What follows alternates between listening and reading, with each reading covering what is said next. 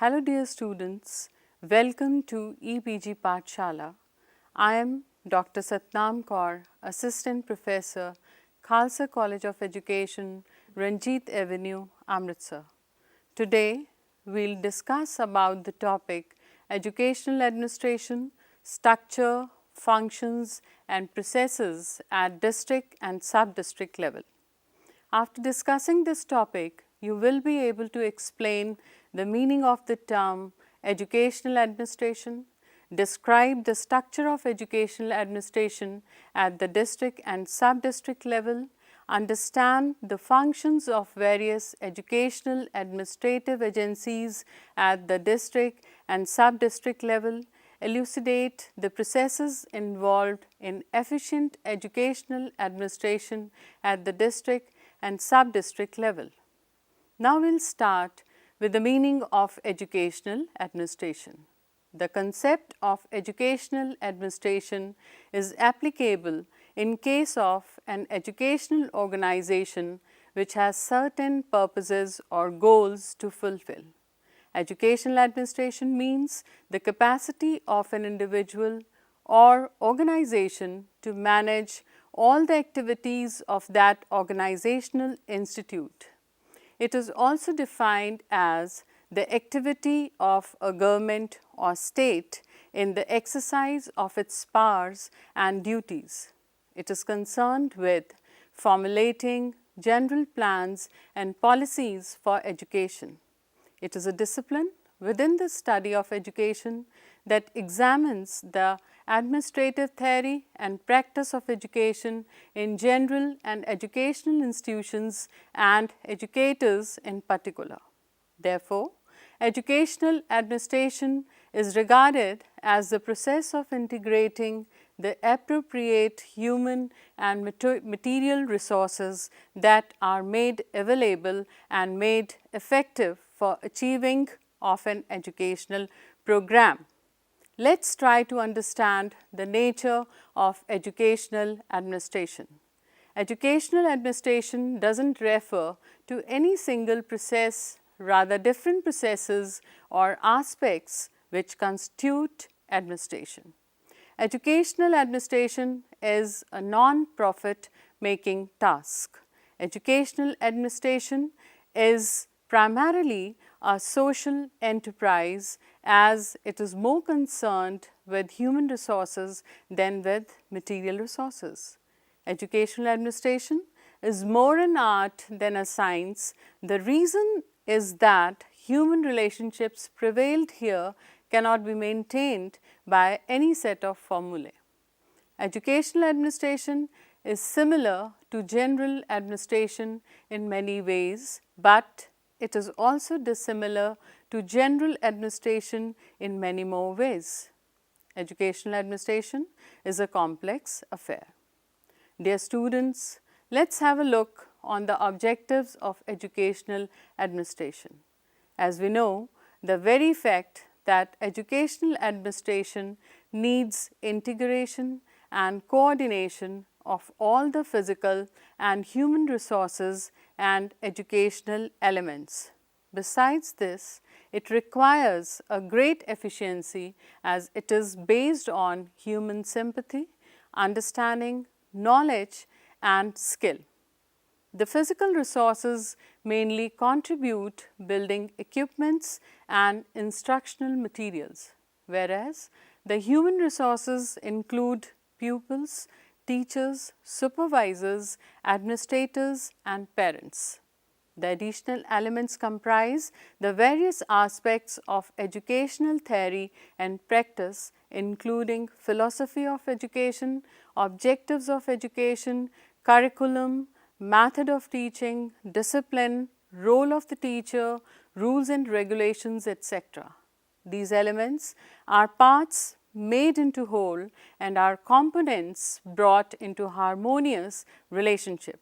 So, the purpose of doing such vital tasks is to fulfill different purposes which are known as the objectives of educational administration, and these are to provide proper education to students, to ensure adequate utilization of all resources, to ensure professional ethics and professional development among teachers, to organize educational programs for acquainting students with the art of democratic living and giving them excellent training in democratic citizenship, to mobilize the community, to organize co-curricular activities effectively for developing talents of students and work efficiency of teachers, to get the work done effectively, efficiently and with satisfaction to the individuals and benefits to the society,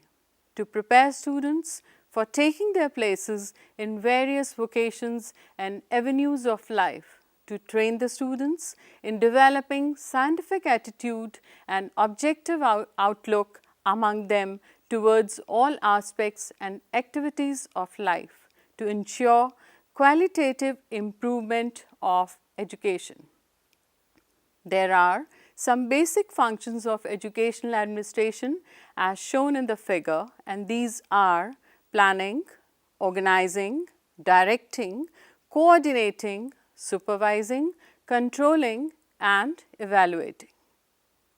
In the field of educational administration, the educational authority as the administrative authority exercises its functions in relation to the above mentioned aspects.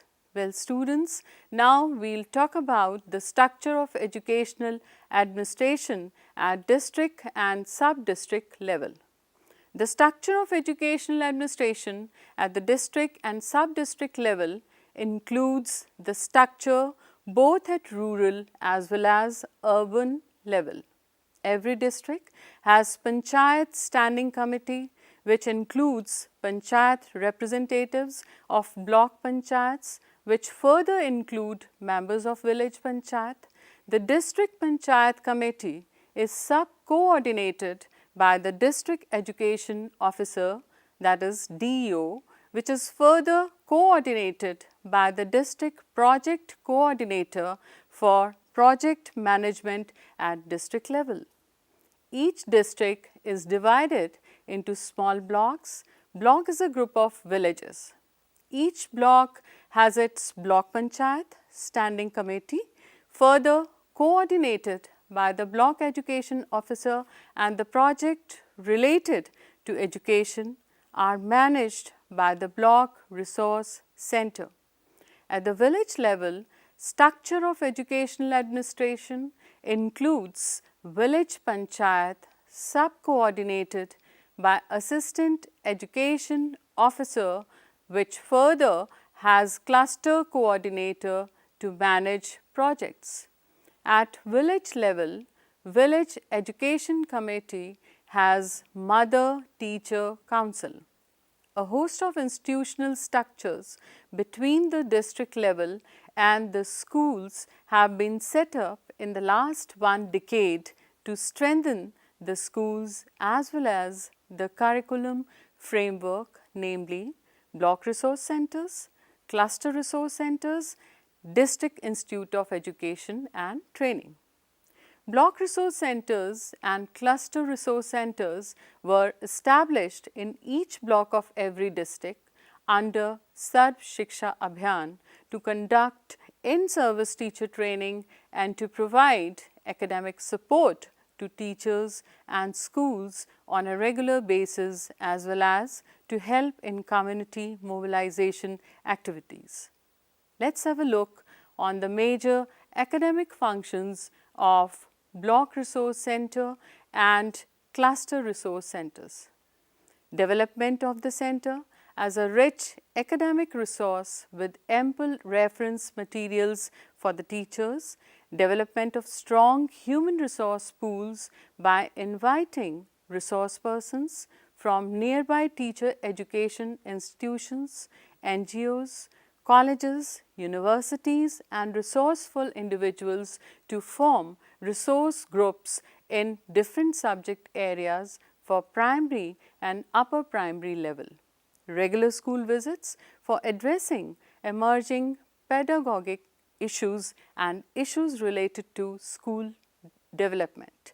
organization of teacher training and monthly meetings to discuss academic issues and design strategies for better school performance. Setting up of performance indicators to track and enhance school performance.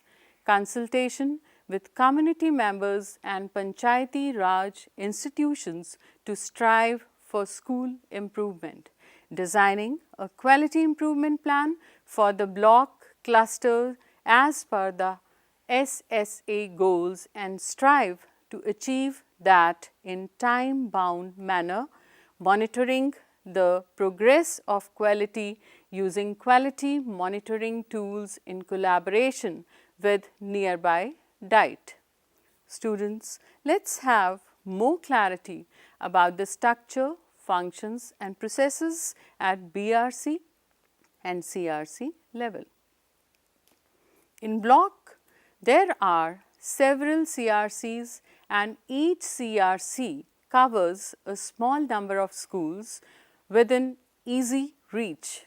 BRCs are headed by Block Resource Center coordinators and CRCs by Cluster Resource Center coordinators.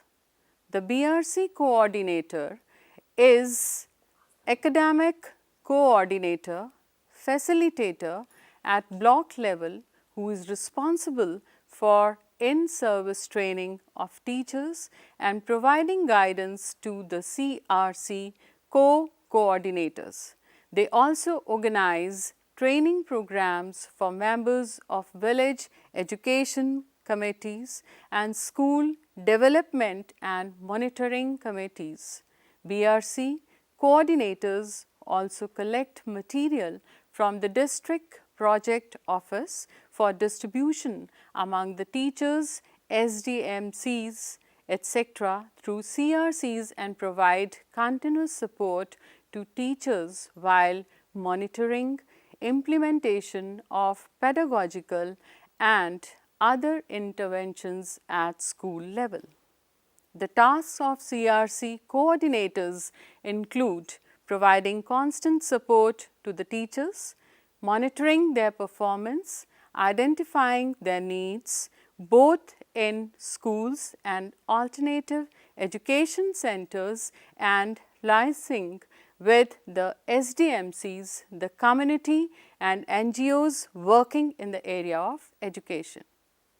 Monthly meetings at cluster level are held and periodic visits to schools are made by CRC coordinators to monitor teachers' performance and to provide them on-site support.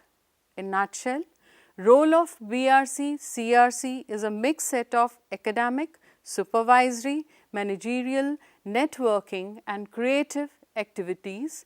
It goes beyond routine monitoring and supervision work as it encompasses providing support to schools and teachers through teacher training and teacher mentoring for their professional growth, strengthening community school linkage, providing resource support and carrying out action research. Let's have a look on the structure, functions and processes of district institutes of education and training, which are commonly known as DIETs.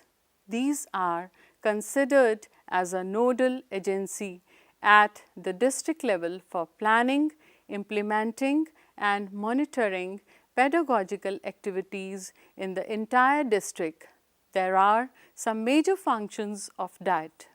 It plans short-term training programs for teachers of elementary schools of the district after ascertaining the needs of the teachers. It conducts training programs for the teachers, BRC and CRC coordinators and school inspectors.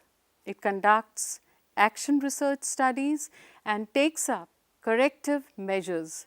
It provides resource support to BRC and CRC coordinators and teachers in schools. It reviews block and cluster level performance of teachers and resource coordinators. It monitors pedagogical activities in the district and plan for qualitative interventions at all levels. The Diet would therefore support school improvement through overview and coordination of school improvement plan. The Diet would supervise the performance of the block and cluster personnel and guide the specific approaches chosen in their district.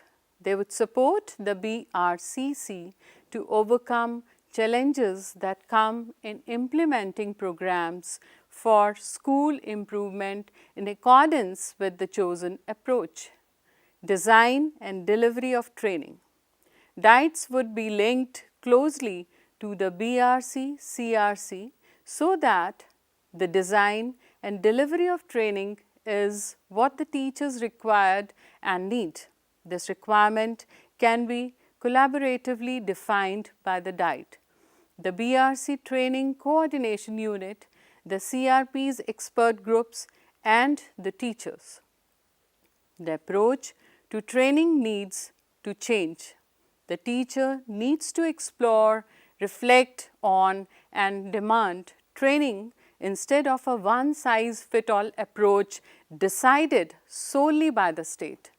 The BRCC and CRP can help identify training needs and schedule the sessions along with the master resource persons and other experts. Further, the training sites might be varied. Training can take place at the Diet or the block or the cluster or within a school. This will forge stronger links between the Diet and the block and also ensure a two-way communication. Database of experts. The Diet may become the nodal center that maintains a database of experts available at the district, block or cluster level that can be called on from time to time. Therefore, there is a need for an administrative coordinator at the Diet level who will work with the BRC to help coordinate and conduct the trainings at various sites and also network with experts from the field. Development of Master Resource Persons Pool. Master Resource Persons pools need to be nurtured through developing subject expertise, pedagogic ideas and training of trainer-related skills. Diets could play a role in strengthening such MRP pools at the district level. Resource Center for District. Similar to BRC becoming a knowledge resource center at the block, the Diet could contain a wider range of materials for teachers, teacher educators, students, resource persons and resource groups for the whole district. Human management training. Diet could provide training designed for human management professionals. These trainings would be different from those given to teachers and focus on themes like school leadership and teacher motivation. Well, students, till here we discussed about the educational administration at rural area. In the case of urban areas, the educational administration is taken care of by urban local bodies either called municipalities or town panchayats depending on the size of the urban area. In the context of the present discussion, it is relevant to look at the administrative divisions under the following segments in urban areas, and these are Directorate of Elementary Education, Directorate of School Education and Sarv Shiksha Abhiyan. Let's talk about Directorate of Elementary Education. Against the above mentioned background, the administrative setup under the Directorate of Elementary Education in such that all primary and middle schools in district fall under the Director of Elementary Education. There is a Chief Education Officer, CEO, under whom 2 or 3 district education officers DEOs function to control schools that fall under the district. Inspectors who visit schools take care of the teaching learning aspects in the schools that fall under their jurisdiction. Government teachers who hold the direct link between the government and the children convert classroom policy into action. The Chief Education Officer acts as an educational advisor to the Municipal Commissioner. Some of the important duties of Chief Education Officers are as follows: to have overall control, supervision on various sections and activities of the education department, namely municipal primary schools, secondary schools, training colleges, research section, music and art academy, aided schools section, physical education section, municipal teachers libraries, teaching aid center, school feeding program, vocational guidance section, appointing authority of secondary grade and specialist teachers, counseling chairman for elementary school teachers, appointment and transfer, staff fixation for aided schools, visiting the schools, authority for administrative reasons, granting permission for the appointment of aided school teachers, works as an administrative officer and education officer at district level, sponsoring educational activities and social awareness programs at district level. The District Education Officer or DEO controls the whole district with regard to education. He manages, guides, hears and redresses the complaints of teachers, other staff and general public. All the duties by teachers and other staff are complied under the name of District Education Officer. Each district has 3 DEOs, as there are separate DEOs for secondary schools and for male-female elementary schools. DEOs perform wide-ranging duties and appear to be the most exhaustively deployed officials in the district. They are required to personally visit each within the district at least once every year. They are also required to regularly meet all head teachers in the district, not only to keep themselves abreast of developments in schools, but also to motivate and guide head teachers in charge of their responsibilities. The DEOs are responsible for registering and monitoring private schools, cross-checking bills for financially payments, preparing budgets, estimates, preparing district development programs, maintaining school buildings in appropriate condition, ensuring that school syllabus is covered fully and in time, and responding to assembly questions. The next official in the hierarchy is the Deputy Education Officer, who works under the guidance of District Education Officer, that is DEO, and comply all the duties which are given by the District Education Officer. They assist the DEOs in discharge of their function and implement a more intensive inspection regime. Each Deputy Education Officer is required to inspect all middle schools at least twice every year and at least 25% primary schools once every year. They evaluate performance of head teachers in their area of jurisdiction, sanction their bills and exercise overall superintendence over their work. As much they comprise the functional tier at the district level, they also carry out literacy campaigns. Deputy Education Officers are assisted by Assistant Education Officers, who are the field officers in the district education hierarchy. AEOs, Assistant Education Officers, are responsible for monitoring of schools to check teachers' attendance, student enrollment, and condition of school buildings. Let's have some more clarity about the functions of district education officers and AEOs. Administrative functions of the district education officers and assistant education officers: to disseminate information on new policies and government initiatives, to disburse salaries of teachers and headmasters, to inspect and administer all matters related to teachers' employment, which include religious, medical, other types of leave, transfer and promotion proposals, maintain a seniority list of teachers, life insurance, provident fund and pension related retirement issues.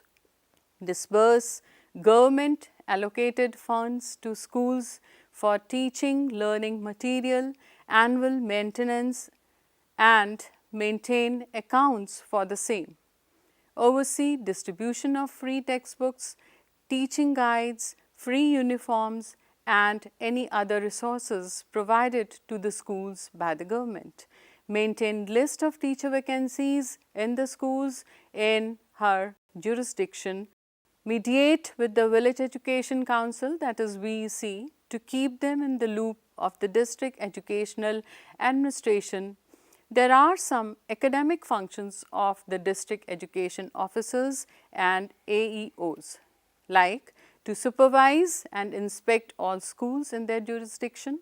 This function includes making at least 3 to 4 school visits, one of which is a day-long thorough school inspection, while other 2-3 are unscheduled surprise visits to monitor the functioning of the school. To prepare a written report of each school visit that is maintained by the school. Each report typically contains information of pupil attendance at the time of visit, some broad observations of the visit and any pressing matter that was discussed with the HM. It may be worth noting that there is no copy of this report maintained at any district office. Prepare a log of his or her monthly activities and send it to DEO. Complete exhaustive report of school annual inspection and send it to DEO. Bring to DEO's attention any pressing matters emerging out of a regular school visit. Note that matters such as teacher vacancies, infrastructure and issues such as no toilets and inadequate space for learners in classrooms are considered routine and not urgent enough to be reported outside of the annual inspection report. Collect and compile school level data on indicators such as enrollment, completion rate, dropout rate and repetition rate. All data is collected on the basis of gender and social class. Evaluate teachers and make suggestions on teaching practices. Mediate with the diets to send teachers on appropriate training programs. Keep track of different training programs that every teacher in their jurisdiction has attended. Next important segment in educational administration in urban area is Directorate of School Education.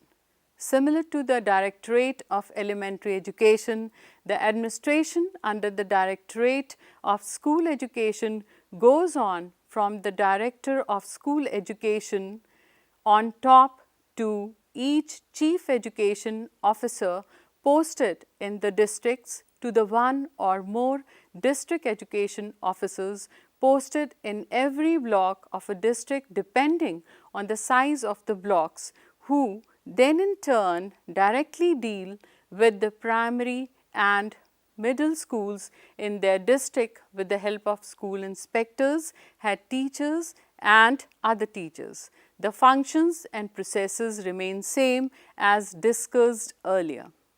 Next one is Sarv Shiksha Abhiyan.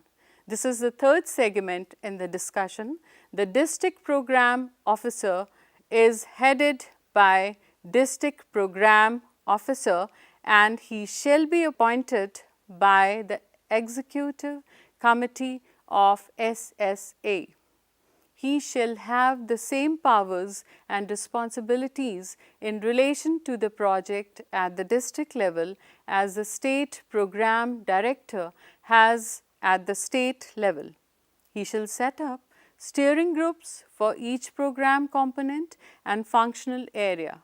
The head of the steering groups will together constitute the district level committee, which is also known as District Task Force, which shall work as an organic team for furthering the project at the district level. There are important functions of District Program Office, like the district level committees are responsible for planning, implementation and monitoring the SSA program in the districts, orienting the lower level structure committees in micro planning, school village mapping, plan formulation and target fixing. School village level plans are to be consolidated at cluster level and block level and incorporated into the district plans, annual and prospective district plans. Block and village specific goals and targets and area specific programs and strategies to achieve the same have to be formulated and monitored to review progress and status on enrollment of retention, dropout rates, etc.